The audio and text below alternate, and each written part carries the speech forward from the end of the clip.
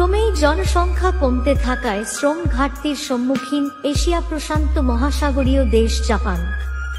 ক্রমহ্রাসমান জনসংখ্যার এই সমস্যা মোকাবেলায় দেশটি এখন বিদেশ থেকে শ্রমশক্তি আমদানির ওপর নজর দিয়েছে, আর এতে জাপানের শ্রমবাজারের সম্ভাবনার দ্বার উন্মোচিত হয়েছে বাংলাদেশিদের জন্য।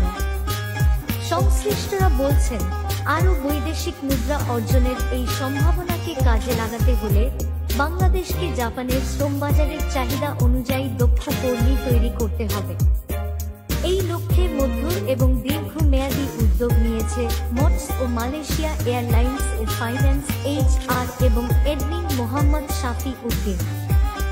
জাপানের SSW প্রজেক্টের চাহিদা অনুসারে জাপানের কারিকুলামে নার্সিং কেয়ার পেশায় দক্ষ জনশক্তি তৈরি করছে মটস, যারা জাপানে গিয়ে সর্বনিম্ন বেতন পাবে 1.5 লক্ষ টাকা, সেই সাথে পার্মানেন্ট রেসিডেন্স কার্ড পাওয়ার সুযোগ।